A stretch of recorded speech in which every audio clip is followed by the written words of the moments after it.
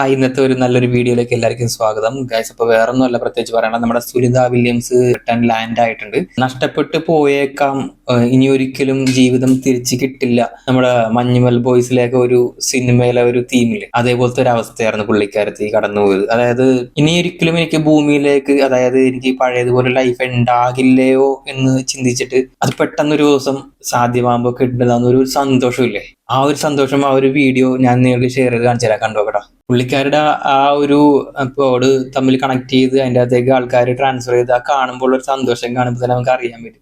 നമ്മളിങ്ങനെ ഒരു സ്ഥലത്തേക്ക് പോയിട്ട് തിരിച്ച് വരാൻ പറ്റില്ല എന്ന് നമ്മുടെ ഉള്ളിലൊരു തോന്നൽ വന്നാൽ പിന്നെ നമുക്കത് നരകമാണ്. ശരിക്കും പറഞ്ഞാൽ അത് നരകം തന്നെയാണ്. ഒരു ട്രിപ്പ് പോയിട്ട് നമുക്ക് ആ ട്രിപ്പ് തിരിച്ച് പോയിട്ട് വരാൻ പറ്റില്ല എന്നറിയുമ്പോൾ അതിപ്പോ ജോലിയാണെങ്കിലും എന്താണെങ്കിലും അത് ശരിക്കും ഒരു നരകം തന്നെയാണ്. ഇപ്പൊ ശരിക്കും നരകം കണ്ടിട്ട് വന്ന ഒരു വ്യക്തി എന്ന് വേണമെങ്കിൽ പറയാം. അവിടെ ഇപ്പോൾ ഉള്ള ആൾക്കാരുടെ അവസ്ഥ അതല്ല, തിരിച്ചു വരാൻ പറ്റില്ല എന്നുള്ളിലൊരു തോന്നൽ വന്നാൽ പിന്നെ നമ്മുടെ എല്ലാം പിടിവിട്ടു. പണ്ട് പോയ നമ്മുടെ ലേഡീസ് ആസ്ട്രോണോട്സും ഇപ്പൊ പോയേക്കുന്നവരും എല്ലാം പല പല കാലഘട്ടങ്ങളിലായിട്ട് പോയവരാണ്. പല പല ടെക്നോളജീസ് കാര്യങ്ങൾ ഇതെല്ലാം യൂസ് ചെയ്തിട്ട് അവിടെ എത്തിച്ചേർന്നവരാണ്. പക്ഷെ ഒന്നേ പറയാനുള്ളൂ, ഈ മെന്റൽ ഹെൽത്ത് എന്ന് പറയുന്നത് ഫിസിക്കൽ ഹെൽത്തിനേക്കാളും കുറച്ചും കൂടി സ്ട്രെസ് കൂടിയ കാര്യമാണ്. ഫിസിക്കൽ നമുക്ക് എങ്ങനെയെങ്കിലും ഒരു വർഷം നേടിയെടുക്കാം, പക്ഷെ മാനസികമായിട്ട് നമുക്ക് ഒരു തകർച്ച ഉണ്ടായി കഴിഞ്ഞാൽ നമുക്ക് ഒരിക്കലും അത് ആ ഒരു രീതിയിൽ തിരിച്ച് വരാൻ പറ്റിയെന്ന് വരില്ല. സോ ഭയങ്കര ഡിഫറെന്റ് ആയിട്ടുള്ള ഒരു ലൈഫാണ് ഇവര് നയിച്ചുകൊണ്ടിരിക്കുന്നത് അതിന്റെ അകത്ത്. നമ്മുടെ സുനിത വില്യംസ് തന്നെ 286 ഡേ, അതായത് 286 ദിവസം ഓൾറെഡി കഴിഞ്ഞത്, ഓൾമോസ്റ്റ് 8.96 അങ്ങനെ ശരാശരി, അതായത് 9 മാസത്തോളം പുള്ളിക്കാരത്തി അവിടെ സ്പെൻഡ് ചെയ്ത് കഴിഞ്ഞു. കുറച്ച് ദിവസങ്ങൾക്ക് വേണ്ടിയായിട്ട് പോയതാണ്. അതാണ് ഏറ്റവും വലിയ ഹൈലൈറ്റ് ഈ സ്റ്റോറിയിൽ. ശരിയായിട്ടുള്ള ഒരു കണക്ക് പറയുകയാണെങ്കിൽ 12,13,47,491 മൈലുകൾ ഓൾമോസ്റ്റ് സഞ്ചരിച്ചു കഴിഞ്ഞു ഇത്ര നാള് കൊണ്ട്. നമ്മളുടെയൊക്കെ ലൈഫിൽ നടക്കണ കാര്യമല്ലത്. അത് നടക്കണമെങ്കിൽ ഇതേപോലെ സ്പേസിൽ പോകണം. ഇത്ര മൈലൊക്കെ ഒരു 30 മാസം കൊണ്ട് സഞ്ചരിക്കാന്ന് പറഞ്ഞാൽ ചില്ലറ കളിയൊന്നുമല്ല. ഇത്രയും സഞ്ചരിച്ചിട്ട് ഒരു കേടുപാടും കൂടാതെ തിരിച്ച് ജീവനോടെ ഭൂമിയിലേക്ക് വരിക എന്ന് പറഞ്ഞാൽ കുറച്ച് കടുപ്പമേറിയ കാര്യം തന്നെയാണ്. ആ 2 മണിക്കൂർ നീണ്ട ഒരു ജേർണി, സ്പേസിൽ നിന്ന് സ്റ്റാർട്ട് ചെയ്ത് ഭൂമിയിലേക്ക് റീച്ച് ചെയ്യണ ആ ഒരു 2 മണിക്കൂർ എന്ന് പറയുന്നത് അവരുടെ ജീവിതത്തിൽ കിട്ടാവുന്ന ഏറ്റവും ടഫസ്റ്റ് ഹവേഴ്സ് ആണ്. ഇവിടുന്ന് പോണ പോലെ കുറച്ച് എളുപ്പമേറിയ കാര്യങ്ങളല്ല തിരിച്ചു വരുമ്പോൾ സംഭവിക്കുന്നത്. G-ഫോഴ്സ് ഓൾമോസ്റ്റ് ഒരു 10G വരെ പോകും എന്നാണ് കണക്കാക്കപ്പെടുന്നത്. 10G എന്നൊക്കെ പറയുമ്പോൾ ഇങ്ങനെയൊക്കെ പോകും. നമ്മുടെ എല്ലാം ബ്ലഡ് പ്രഷർ എല്ലാം കൂടി താഴേക്ക് വലിച്ച്, അത് പറഞ്ഞാൽ മനസ്സിലാവില്ല, അതിന്റെ വീഡിയോ നിങ്ങൾ കണ്ടാലേ മനസ്സിലാവുള്ളൂ. പക്ഷെ ഈ കാണുന്ന വീഡിയോ എന്ന് പറഞ്ഞാൽ അവര് ഭൂമിയിലേക്ക് റീച്ച് ആവുന്ന ഒരു സീനാണ് നിങ്ങളിപ്പോ കണ്ടുകൊണ്ടിരിക്കുന്നത്. അത്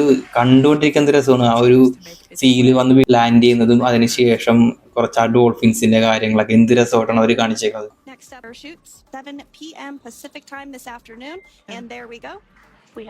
നമ്മൾ ഒരു സൈഡിൽ കൂടി നമ്മുടെ ടെക്നോളജിനെയും കാര്യങ്ങളെയും ഇങ്ങനെ അടിച്ച് പൊക്കി ബൂസ്റ്റ് ചെയ്ത് പറയുമ്പോൾ ഈ ആസ്ട്രോനോട്ടുകൾക്ക് അവിടെ പോയിട്ട് തിരിച്ചു വരാൻ നേരത്ത് ശാരീരികമായിട്ട് കുറെ മാറ്റങ്ങൾ സംഭവിക്കും. അതില് മസില് തന്നെ ഷ്രിങ്കായി പോകും. അതായത് നല്ല വെൽ ബിൽഡ് ആയിട്ട് ഒരു 80 kg അല്ലെങ്കിൽ 70 kg പോകുന്ന ആള് തിരിച്ചു വരുമ്പോൾ ചിലപ്പോൾ 40 kg ഉണ്ടാവുള്ളൂ. അതായത് മസിലുകൾ ചുരുങ്ങി ചുരുങ്ങി ചുരുങ്ങി വർക്ക് ചെയ്യാണ്ടായ അവസ്ഥ, മരവിച്ച അവസ്ഥ, വളക്കാൻ പറ്റാത്ത അവസ്ഥ, ബലം കിട്ടായിക, ഇരുന്ന് പോകല്, അങ്ങനെ പല കാര്യങ്ങളും സംഭവിക്കും. പിന്നെ ബോൺസ് വീക്കനാവും. അതായത് നമ്മുടെ എല്ലുകൾക്ക് ബലമില്ല, നശിഞ്ഞു പോയൊരവസ്ഥ. ബോഡിയിൽ ഈ ഫ്ലൂയിഡ്സ് ഷിഫ്റ്റ് ആയി പോവുക, അങ്ങനെ കുറെ കാര്യങ്ങൾ. പിന്നെ ക്യാൻസർ വരെ, ക്യാൻസർ ആണ് മെയിൻ പ്രശ്നം അവിടുത്തെ. അപ്പൊ അങ്ങനെ കുറെ ശാരീരികമായിട്ടുള്ള പ്രശ്നങ്ങളായിട്ടാണ് ഇവര് അവിടെ പോയിട്ട് റിട്ടേൺ വരുന്നത്. അപ്പോൾ നമ്മൾ ഇവിടെ ഇരിക്കുന്ന ആൾക്കാർ ഓരോ പ്രശ്നങ്ങളൊക്കെ ആയിട്ട് അടിച്ചു പൊളിച്ച് കിടക്കുന്ന ആൾക്കാർ ചോദിക്കും, ഇവർ എന്തിനാണ് ശരിക്കും അവിടെ പോകുന്നത്, എന്ത് കിട്ടുന്നു ഇവർക്ക് പോയിട്ട്? അതാണ് ഏറ്റവും വലിയ ചോദ്യം. പിന്നെ ഈ ഒരു മിഷൻ മാത്രമല്ല സുനിത വില്യംസ് ആദ്യമായിട്ട് ചെയ്തിട്ടുള്ളത്. പുള്ളിക്കാരത്തി ഓൾമോസ്റ്റ് ഒരു 4 മിഷൻസ് കഴിഞ്ഞിട്ടുണ്ട്.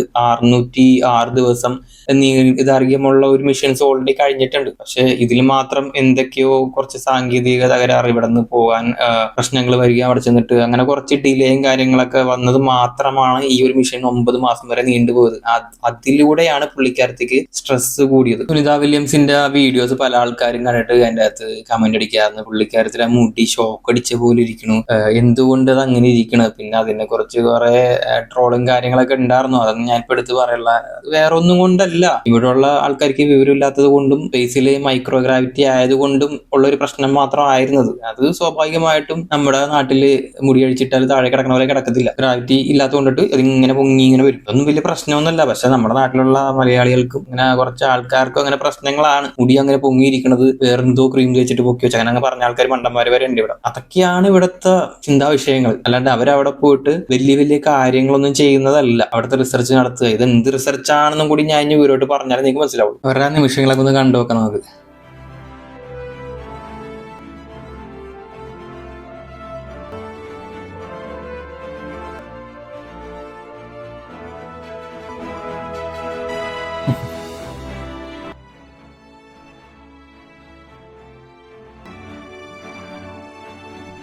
ഇനിയൊരു മിഷൻ ഇതേപോലെ പുള്ളിക്കാരത്തിക്ക് കൊടുത്തു കഴിഞ്ഞാൽ പുള്ളിക്കാരത്തിക്ക് പോകാൻ പറ്റുമോ എന്നൊന്നും ചോദിച്ചാൽ എനിക്കറിയില്ല. അത് സത്യമായിട്ട് ഞാൻ പറഞ്ഞ എനിക്കറിയത്തില്ല.